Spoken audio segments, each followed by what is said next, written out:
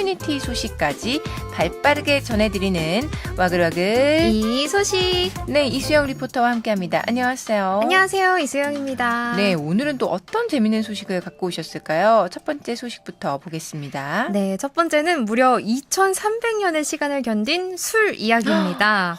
최근 중국 닝샤 후이족 자치구 구위안시의 전국시대 무덤에서 청동 항아리가 발견됐습니다.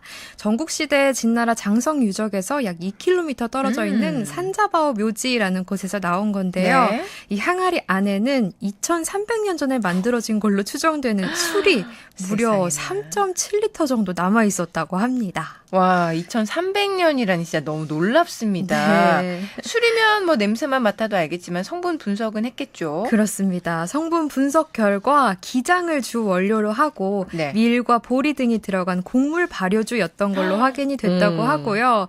이 유기산의 분포가 중국 전통주인 황주와 비슷했다고 합니다. 한마디로 이 2300년 전 사람들이 실제로 곡물로 빚어 마셨던 술이 항아리 속에 남아 있었던 겁니다.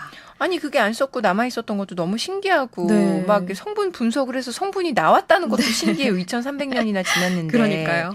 비밀이 바로 항아리 입구에 있었습니다. 네. 이 안쪽에는 직물을 덧대고 바깥에는 유기물이 섞인 점토를 발라서 두 겹으로 단단하게 밀봉했는데요. 이 구조가 외부의 공기와 수분을 차단해서 액체가 빠져나가는 걸 막은 걸로 보입니다.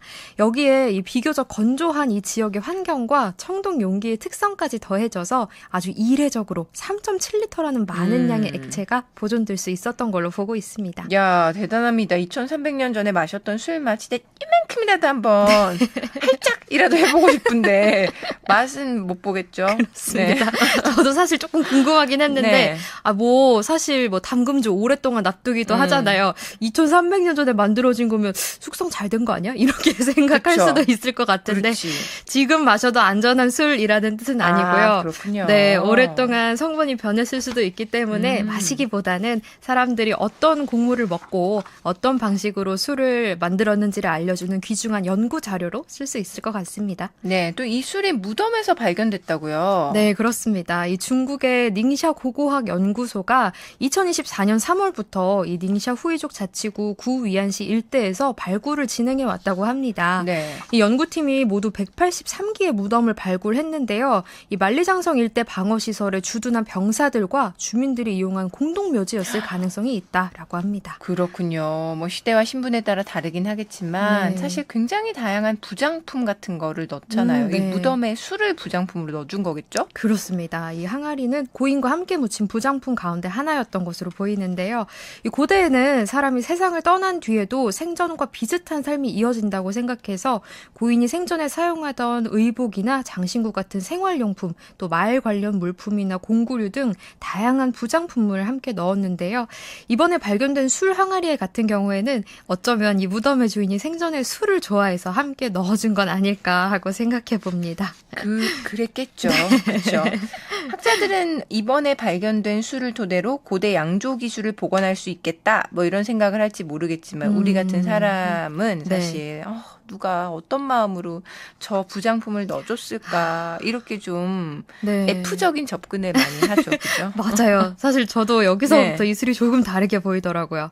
처음에는 2300년 된 술이 있다고 이게 신기했는데 누군가에게 뭘 남겨주고 싶다 이런 마음이 2000년이 넘은 지금까지 흔적처럼 남은 거잖아요. 그렇죠. 그 마음이 뭔가 좀 애틋하게 느껴졌습니다. 아, 그렇습니다. 부장품은 고인을 위해서 넣어준 거겠지만 뭐 우리도 언젠가 때가 되면 사랑하는 사람을 남겨두고 떠나야 되는데 맞아요. 그때 나는 뭘 남기면 좋지? 네. 이런 생각 좀 하게 되는 것 같아요. 맞아요. 저도 이번 주제 생각하면서 비슷한 생각했는데요. 네. 내가 사랑하는 사람에게 뭐 딱 하나 남길 수 있다면 어떤 걸 남겨야 될까?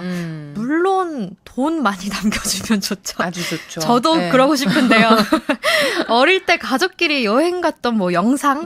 아니면 특별한 날 꼭 같이 먹었던 음식도 있을 것 같고요. 네. 함께 했기 때문에 의미가 생기는 것들 여러 가지가 있을 텐데 하고 많은 생각이 들더라고요. 여러분들도 사랑하는 사람을 위해서 뭔가 하나를 남겨줄 수 있다면 뭘 남겨주고 싶은지 문자 메시지 보내주시면 좋을 것 같습니다.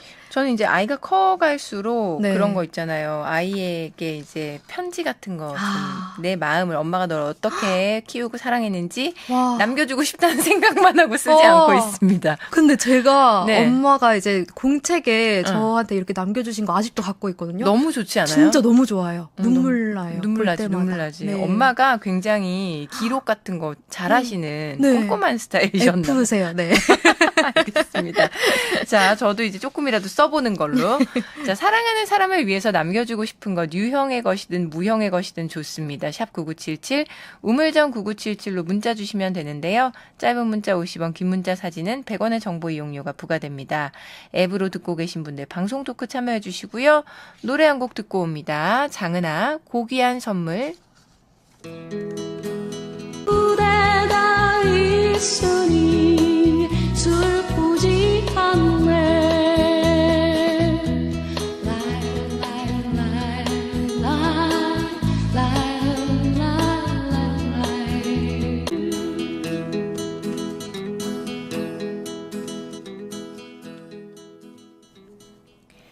장은아의 고귀한 선물 듣고 왔습니다. 이 세상을 떠들썩하게 만들고 있는 영상이나 커뮤니티 소식 전해드리는 와글와글 이 소식, 이수영 리포터와 함께하고 있고요. 사랑하는 사람에게 남겨주고 싶은 것 많이들 문자 주세요. 진짜 생각해보면 네. 저는 이제 결혼하고 애가 있으니까 네. 사랑하는 아이에게 남겨주고 싶은 거, 아까 편지도 얘기했지만 사실 네. 형제 자매를 남겨주고 싶다는 아. 생각은 하는데, 저는 애가 외동이거든요. 네. 요즘 외동인 집들이 많잖아요. 맞아요. 근데 그게 쉽지가 않아요. 남겨주고 싶어도 뭐 남겨줄 수 없지. 지금 미안해. 너 이제 혼자 살아야 돼.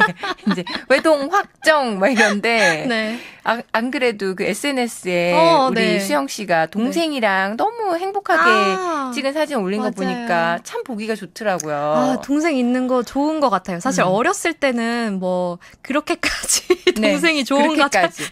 외동이고 싶다. 맞아요. 외동인 친구들 부러워했거든요. 저는 셋이니까 어땠겠어요. 셋의 막내니까 진짜 외동이고 싶다. 막 사랑 혼자 받는 게 괜히 좋아 보이고 했는데 크고 나니까 네. 엄청 든든하고 또 그렇게 동생이 말 잘 듣고 착해요. 그러니까 착해. 참 네, 좋더라고요. 애가 착해 보이더라고요. 보니까 순둥순둥하고. 맞아요. 그러니까 또 이렇게 형제가 있는 게 좋구나.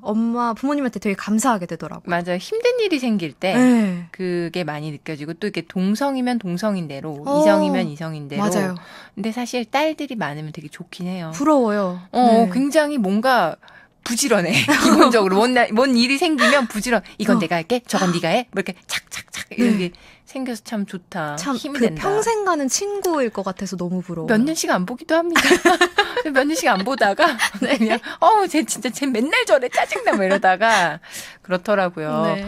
또 문자 소개해 볼까요? 네. 7030님이 내가 사랑하는 손주들에게 추억 만들기 많이 하고요. 천천히 재산을 정리 중입니다. 라고 하셨어요. 와. 천천히 재산 정리 요런 게 사실 약간 돈 얘기 뭐 이런 게 조금 오. 뭐랄까 네. 저하게 되기도 하지만 현실적이에요. 중요하다고 하더라고요. 그럼요. 네. 그 추억 만들기 당연히 너무 잘하고 네. 계신 것 같아요. 추억 만들기는 아무래도 이제 더 자주 보고, 맞아요. 자주 시간 갖고, 맛있는 거 먹고, 얘기하고 이런 거죠. 최고예요. 맞아요. 또 8677님이 음. 저는 매일 아침 메모합니다. 이것을 남기고 싶어요. 음.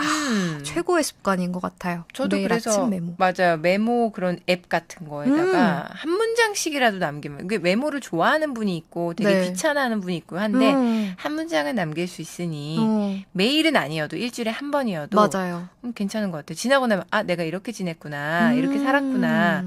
블로그 같은데 예전에 열심히 할 때 생각해보면 비공개로 다 돼 있긴 하지만 그런 것도 있고, 진짜 그런 기록을 남기는 게 굉장히 또 도움이 된다는 생각도 듭니다. 맞아요.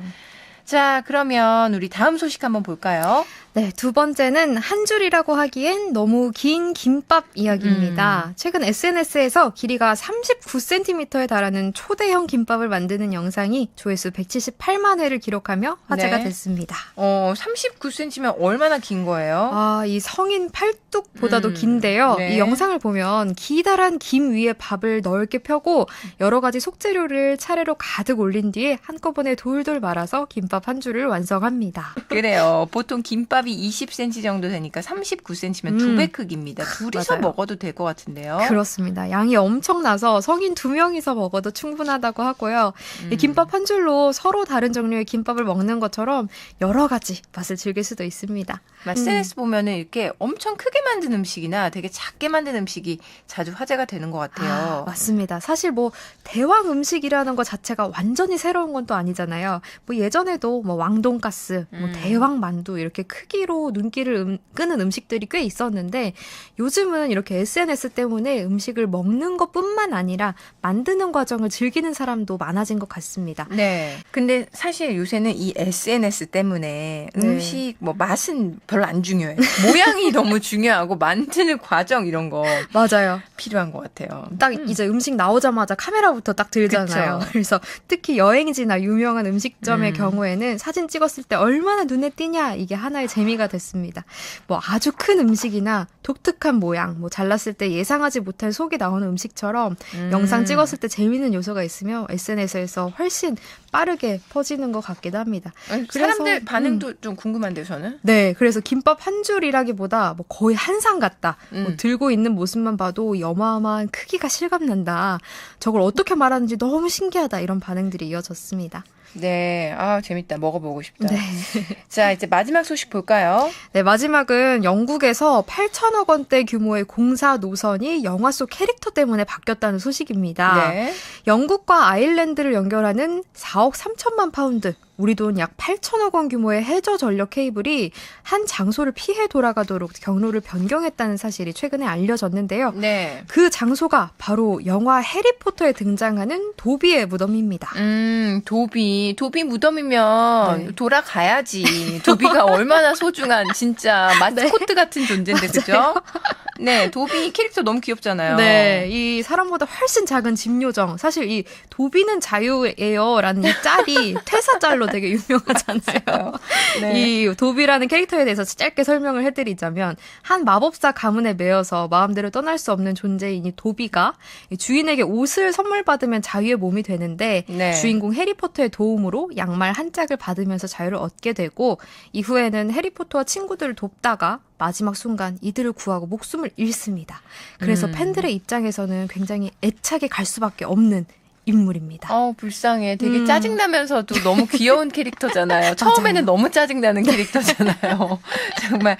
근데 이 해저 전력 케이블이 도비의 무덤을 피해갔다고 하셨는데 이 팬들이 도비의 무덤을 만들어준 건가요? 그렇습니다. 이 영화 속에서 도비의 죽음을 슬퍼한 해리포터가 무덤을 만들어주고 여기 자유로운 요정 도비가 잠들다라는 비문을 새겼는데 네. 이 영화가 실제로 촬영된 웨일스의 한 해변에 팬들이 돌을 쌓아서 도비의 무덤을 만들어줬고 한 해에 수만 명이 다녀가는 추모 공간이 됐다고 합니다. 네, 너무 재밌다. 이 도비 무덤 때문에 케이블 그 경로를 변경했다는 거죠. 그렇습니다. 있잖아요. 네. 이 영국의 웨일스와 아일랜드를 잇는 이 그린링크라는 해저 전력망 사업이 있었는데요. 약 200km 길이의 케이블을 설치하면서 영국 쪽 육지로 케이블이 들어오는 지점이 이 해변 쪽으로 계획이 돼 있었습니다. 그런데 이 당시 프로젝트 책임자가 BBC 방송에 출연해서 케이블이 이쪽으로 들어갑니다 하고 지도에서 위치를 설명했는데 네. 몇 주 뒤에 방송이 나간 순간부터 회사 전화에 불이 나기 시작했습니다. 항의 전화겠죠? 그렇습니다.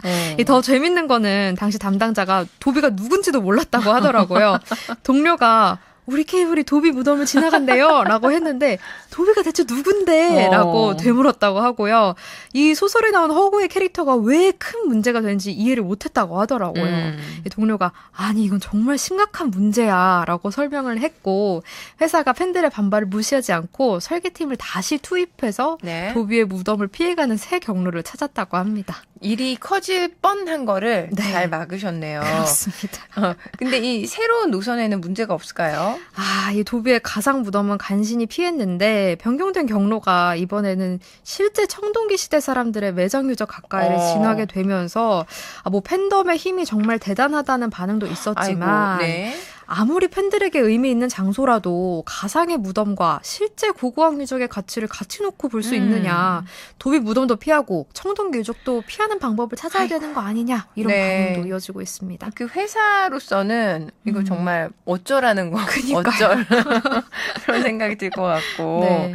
실제 자연환경이나 문화유산과 충돌하게 되면은 또 이게 다른 문제가 생길 수도 있을 것 같은데요. 네, 뭐 가상의 캐릭터에서 시작됐지만 뭐 팬들의 추억이 쌓이면서 굉장히 의미 있는 장소가 된 건데 그 마음을 오래 간직하려면 주변의 자연과 유적까지 함께 지켜줘야 되지 않나 싶습니다. 그렇습니다. 오늘도 너무 재밌는 이야기들 많이 들었고요. 우리 세상을 떠날 때 사랑하는 사람에게 남겨주고 싶은 거 계속 또 문자를 주셔가지고 2개 정도만 더 해볼까요?